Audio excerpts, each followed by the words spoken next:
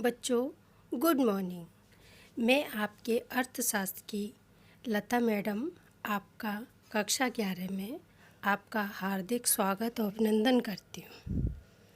बच्चों आज हम अर्थशास्त्र एक परिचय है, फर्स्ट चैप्टर है, उसका अध्ययन करेंगे और ये पढ़ेंगे अर्थशास्त्र क्या है। अर्थशास्त्र दो शब्दों से मिलकर बना है, अर्थ प्लस शास्त्र। अर्थ का मीनिंग होता है धन या पैसा और शास्त्र का अर्थ होता है अध्ययन करने वाला। इस प्रकार अर्थशास्त्र धन का शास्त्र है।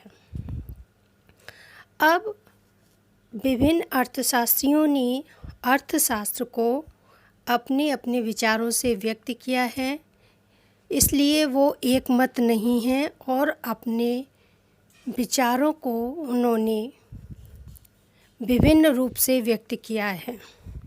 इस प्रकार हम आर्थिक विचारों के विकास क्रम के अनुरूप अर्थशास्त्र की परिभाषा का विभाजन 5 रूप में व्यक्त करते हैं।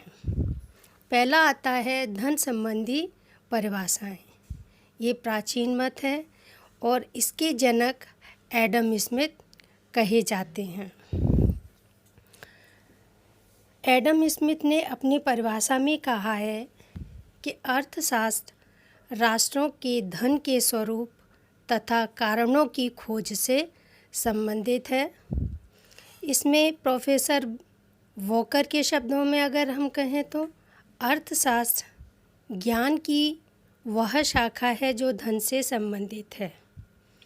J.S. मिल अर्थशास्त्र मनुष्य से संबंधित धन का विज्ञान है।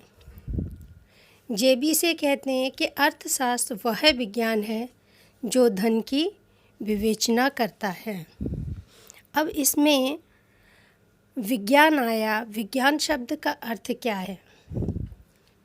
विज्ञान शब्द का अर्थ है कि किसी भी चीज़ को क्रमबद्ध तरीके से रखना, इसको हम विज्ञान कहते हैं।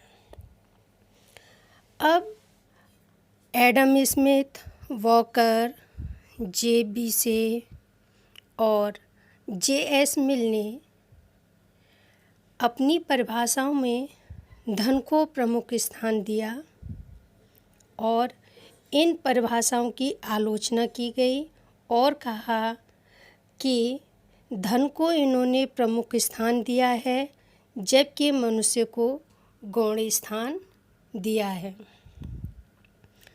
धन को परिभाषित करके उन्होंने उसका अर्थ संकुचित कर दिया है और इससे अर्थशास्त्र का जो क्षेत्र है सीमित हो जाता है। फिर आता है नंबर 2 पर हमारा कल्याण संबंधी परिभाषाएं। कल्याण संबंधी परिभाषाएं हमारी मार्शल ने दी हैं। मार्शल ने धन पर से जोर हटाकर मनुष्य के आर्थिक कल्याण पर अधिक बल दिया और धन को साध्य न मानकर मानव कल्याण का साधन माना। इनके अनुसार धन मनुष्य की आवश्यकताओं को संतुष्ट करके भौतिक सुख प्राप्त करने का एक साधन मात्र है। अतः अर्थशास्त्र में धन का या मनुष्य का प्रथम स्थान और धन का द्वितीय स्थान है। प्रोफेसर मार्शल ने अपनी परिभाषा इस प्रकार व्यक्त की कि अर्थशास्त्र जीवन के साधारण व्यवसाय में मानव जाति का अध्ययन है। यह व्यक्तिगत और सामाजिक क्रियाओं के उस भाग की जांच करता है जिसका भौतिक सुख के साधनों की प्राप्ति तथा उसके उपयोग से घनिष्ठ संबंध है। इसी में प्रोफेसर कैनन कहते हैं कि राजनीतिक अर्थव्यवस्था का उद्देश्य उन सामान्य कारणों की व्याख्या करना है जिन पर मनुष्य का भौतिक कल्याण निर्भर करता है। ये हमारी थी धन से संबंधित परिभाषाएं और कल्याण संबंधित परिभाषाएं। मार्शल और केनन की परिभाषाओं की भी आलोचना की गई और उन्होंने कहा कि इस पर मनुष्य को अधिक यानी प्राथमिकता दी गई है और धन को गौण स्थान दिया गया है। और आलोचना में उन्होंने कहा कि अर्थशास्त्र केवल सामाजिक विज्ञान ही नहीं अपितु मानवीय विज्ञान भी है।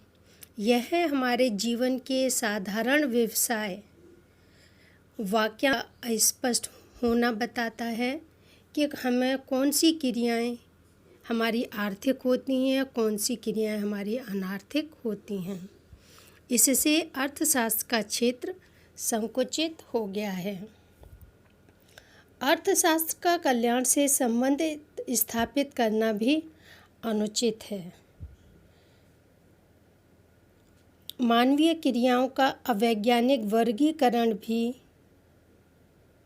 दो भागों में उन्होंने कर दिया है, आर्थिक क्रियाएं और अनार्थिक क्रियाएं। उनके अनुसार आर्थिक क्रियाएं वे होती हैं जिनका धन से संबंध होता है। रॉबिन्सन ने इस विचार को गलत बताया और कहा कि धन से संबंधित होने मात्र से कोई मानव प्रयत्न आर्थिक व अनार्थिक नहीं हो सकता है। अब ये उद्देश्यों के प्रति तटस्थ हैं। अब रॉबिन्सन ने कहा कि अर्थशास्त्र उद्देश्यों के प्रति तटस्थ है। उद्देश्य हमारे अच्छे भी हो सकते हैं और बुरे भी हो सकते हैं। अर्थशास्त्र का इनसे कोई संबंध नहीं है। मार्शल ने उद्देश्यों को अच्छाई और बुराई की व्याख्या करता है। अब हम तीसरा मत पढ़ेंगे। तीसरा है सीमित साधन संबंधी परिभाषाएं। इनको रॉबिन्सन ने परिभाषित किया है। रॉबिन्सन ने अपनी पुस्तक an essay on the nature and signification of economics science में मार्शल की परिभाषा की आलोचना करते हुए यह कहा कि मनुष्य अपने सीमित साधनों द्वारा सदैव अपनी अनंत आवश्यकताओं की संतुष्टि करने का प्रयास करता है। प्रोफेसर रॉबिन्स के अनुसार अर्थशास्त्र वह विज्ञान है जिसमें साध्यों और साधन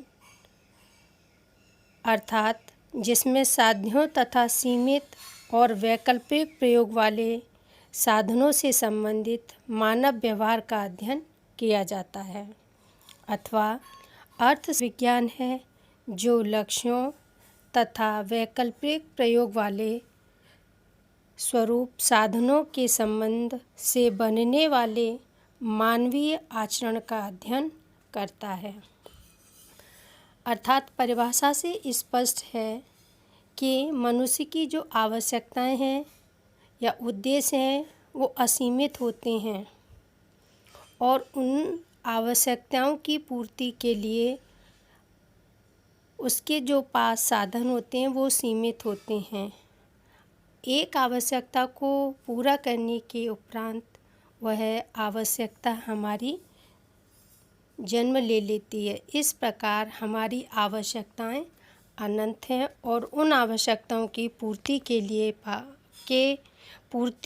करने के लिए हमारे पास साधन सीमित हैं।